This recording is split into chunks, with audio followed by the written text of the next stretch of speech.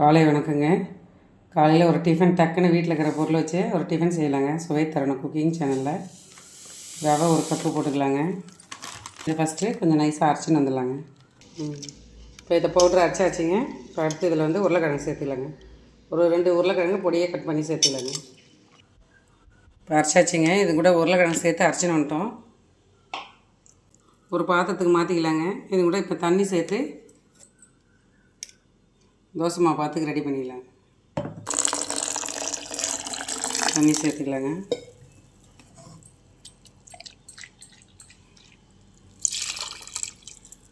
இப்போ அரைச்சதில் உப்பு சேர்த்துக்கலாங்க தேவையான அளவு.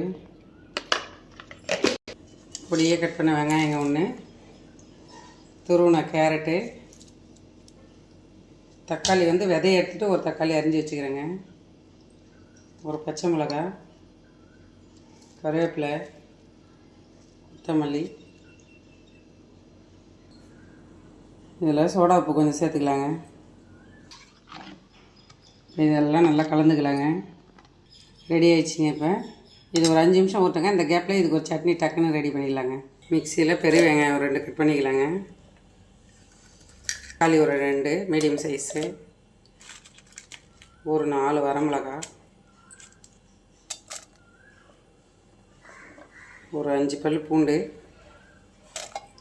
இஞ்சி சும்மா ஒரு துண்டு. இது கூட உப்பு சேர்த்து அரைச்சின்னு வந்துடலாங்க.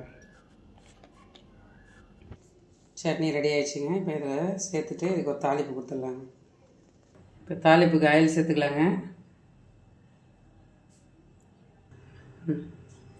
கடுகு,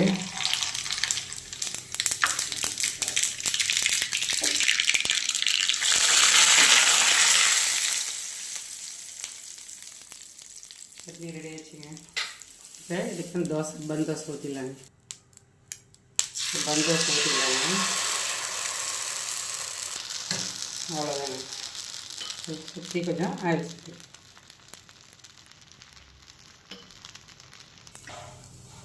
ரெடி ஆயிடுச்சுங்க.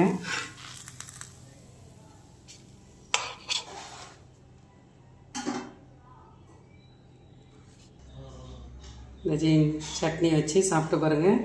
செம்ம டேஸ்ட்டாக இருக்கும். டக்குன்னு வீட்டில் இருக்கிற பொருளை வச்சு ரெடி பண்ணிடலாங்க. சாப்பிட்டு பார்த்துட்டு கமெண்ட் பண்ணுங்கள், லைக் பண்ணுங்கள், சப்ஸ்கிரைப் பண்ணுங்கள்.